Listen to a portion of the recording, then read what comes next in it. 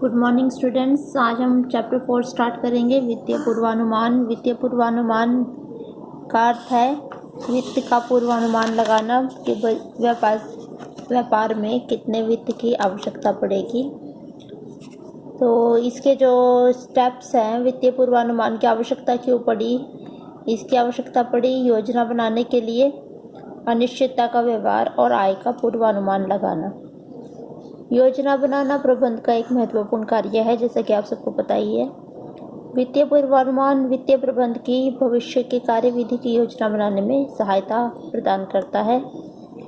अनिश्चितता का व्यवहार है ये। अनिश्चितता का मतलब है अनुमान, क्योंकि हमेशा भविष्य पर आधारित होते हैं और भविष्य अनिश्चित होता है और इसमें जोखिम ज़्यादा होता है। लेकिन वित्त का पूर्वानुमान यदि लगा लिया जाए तो इससे व्यवसाय में जोखिम कम हो जाता है।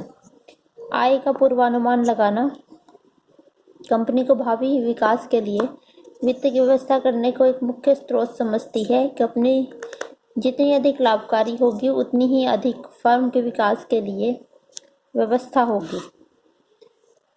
तो ये तीन इसकी आवश्यकताएं हैं। वित्तीय पूर्वानुमान की आवश्यकता क्यों पड़ती है। इसके बाद है वित्तीय पूर्वानुमान के लाभ क्या क्या हैं। व्यवसाय के वित्तीय जीवन क्षमता का निर्धारण करने के लिए,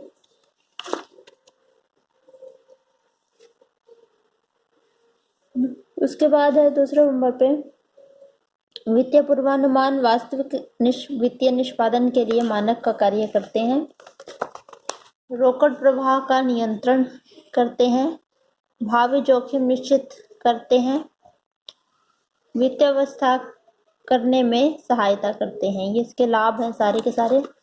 इसके कदम है वित्तीय पूर्वानुमान के कदम, स्टेप्स कह सकते हैं। बिक्री का पूर्वानुमान लगाना, विक्रय की सहायता के लिए आवश्यक संपत्तियों का अनुमान लगाना, आंतरिक कोषों का अनुमान लगाना, बाहरी कोषों की आवश्यकता का अनुमान लगाना, कोषों को एकत्रित करने का निर्णय लेना,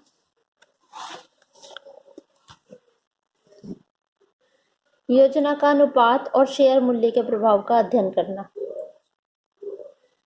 तो ये सारी तकनीकें हैं इसके जो वो थे वित्तीय पूर्वानुमान की विधियां। इसके बाद इसकी तकनीकें हैं। दो ही प्रकार की तकनीकों पे क्वेश्चन आता है, इसका इम्पोर्टेंट है ये।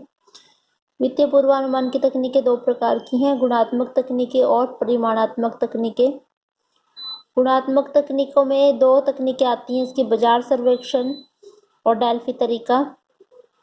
बाजार सर्वेक्षण के अंदर आएगा आपका, इसके अंदर कंपनी उपभोक्ता सर्वेक्षण करती है, उपभोक्ता के एक सर्वे करती है और प्रश्नावली के माध्यम से प्रश्न उनसे पूछे जाते हैं और उसके आधार पर यह निर्णय लिया जाता है कि कौन सी वस्तु का उत्पादन भविष्य में ज़्यादा लाभप्रद रहेगा। तो ये होता है बाजार सर्वेक्षण।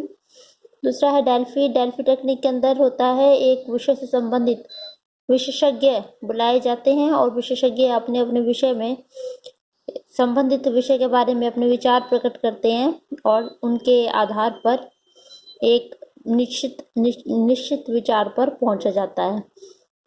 तो ये डेल्फी टेक्निक है, ये गुणात्मक तकनीकों में आती है आपकी। दूसरी है परिमाणात्मक तकनीकें। परिमाणात्मक तकनीकों में आपका है फर्स्ट मेथड बिक्री का प्रतिशत तरीका, कि सेल पे एक परसेंटेज लगा दिया जाता है कि इतने परसेंटेज 10%, 20% अगले साल बिक्री होने की संभावना है पिछले वर्षों के रिकॉर्ड को देखते हुए। तो इस तरीके से बिक्री का प्रतिशत तरीका है ये। दूसरा है प्रायोजित वित्तीय विवरण। प्रायोजित वित्तीय विवरण में क्या होता है। प्रायोजित वित्तीय विवरण में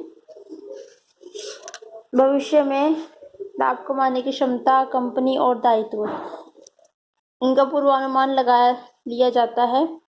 पूर्वानुमान लगाने वाला व्यक्ति कई तरीके के अनुपात का परिकलन करता है तथा वित्तीय आवागमन का विवरण तैयार करता है।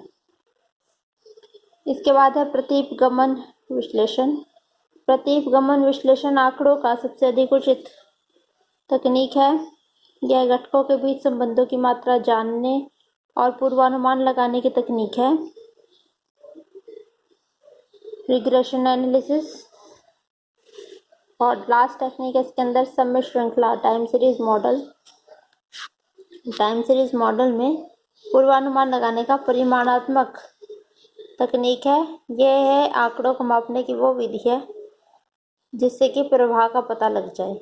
आंकड़ों को हर घंटे के अंतराल, हर दिन के अंतराल, हर सप्ताह के अंतराल, हर माह के अंतराल, हर वर्ष के अंतराल और उससे भी ज़्यादा अंतराल के आधार पर इकट्ठा किया जा सकता है।